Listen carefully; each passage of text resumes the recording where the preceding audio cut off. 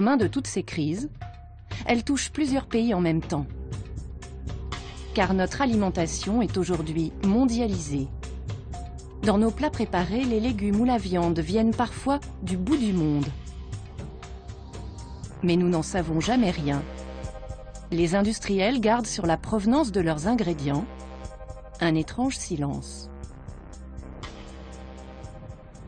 Nous avons suivi la piste d'un produit en apparence bien de chez nous, la tomate. Nous sommes dans la vallée de Tarascon, près d'Avignon.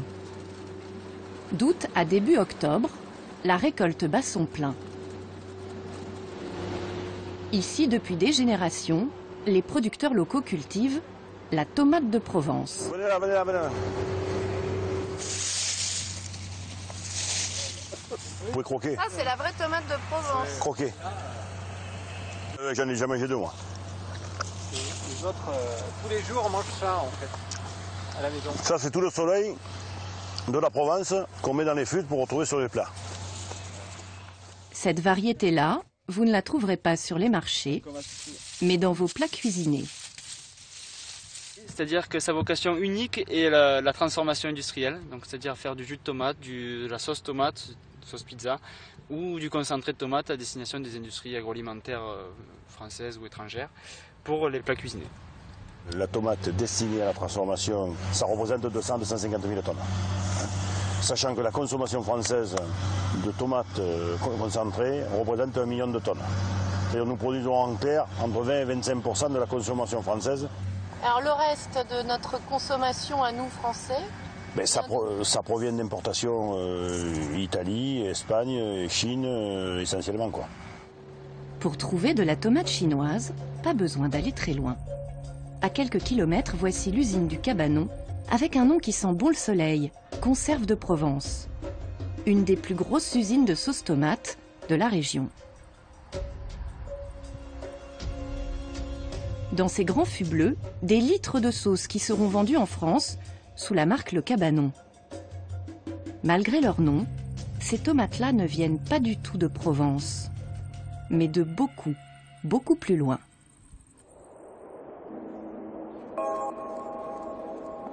Du Xinjiang, en Chine. Premier producteur agricole mondial, la Chine est devenue le garde-manger de la planète et le premier fournisseur de l'Union européenne. Bienvenue en pays ouïghour, une région totalement dédiée à la culture de la tomate. Sur les routes, des fils ininterrompus de camions chargés de tomates à destination des usines Chalkis, un groupe chinois qui a racheté l'usine provençale du Cabanon en 2004. Devant l'entrée de l'usine, les chauffeurs font le pied de grue. Vous allez attendre longtemps avant d'entrer dans l'usine? Oula, pas avant demain matin. Demain matin? Midi même. Le long des files de camions, le jus de tomate dégouline sur la route. Une odeur de pourriture imprègne l'air. Ça fait longtemps qu'on attend. Combien de temps? Ça fait 25 heures que les tomates sont dans le camion. C'est pour ça que ça pue autant.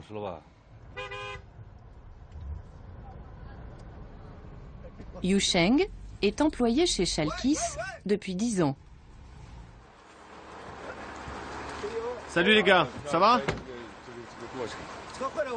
Bah tu vois, on poirote, bien sagement. On respecte les demandes de Chalkis.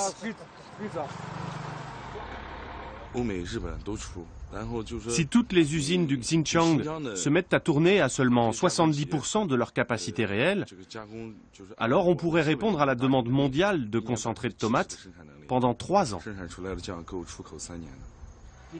Les autorités ont encouragé ce marché?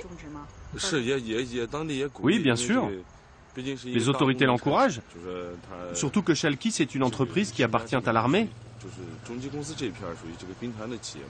C'est l'armée qui gère la plupart des champs de tomates de la région. le groupe Chalkis n'a pas souhaité nous recevoir. Il y a 15 ans, pas une seule tomate ne poussait ici. Le gouvernement a encouragé cette culture pour faire venir des paysans chinois dans cette région, peuplée de la minorité ouïghour. Aujourd'hui, le concentré de tomates du Xinjiang se retrouve sur les pizzas de toute la planète. Et il fait vivre toute la région.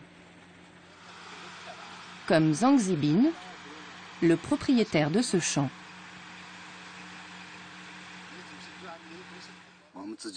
Nous, on ne les mange pas, ces tomates. On n'aime pas trop ça. C'est pour ça qu'ils vendent les concentrés à l'étranger. Nous, on ne fait que les cultiver. Peu de gens consomment les concentrés ici.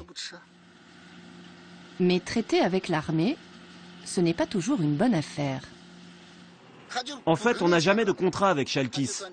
Ils nous font toujours de belles promesses. Et dès que les récoltes arrivent, ils nous font attendre avec nos camions pendant 3 ou 4 jours. On a même laissé des champs entiers pourrir. Et vous y avez laissé beaucoup d'argent? Oui, mais c'est toujours nous qui payons. Chalkis, ça ne leur fait même pas mal. Mais nous, les petits producteurs, on en bave. Pourquoi Chalkis, l'un des leaders mondiaux du concentré de tomates, a-t-il racheté l'usine française du Cabanon? Pour pouvoir vendre en Europe, sans l'étiquette chinoise, qui fait peur aux consommateurs. Pas la peine d'être provençal pour bien parler de belles tomates. Écoutez. Cette publicité, qui date de 10 ans avant le rachat, semble étrangement visionnaire. Belle tomate, c'est la purée de tomates fraîches gorgées de soleil préparée par le Cabanon. T'es pas cher. Aujourd'hui, la sauce arrive directement de Chine, dans ces grands fûts bleus. Ne reste plus qu'à mettre une étiquette bien française sur une sauce 100% chinoise. Nous consommons donc des produits venus du bout du monde sans même le savoir.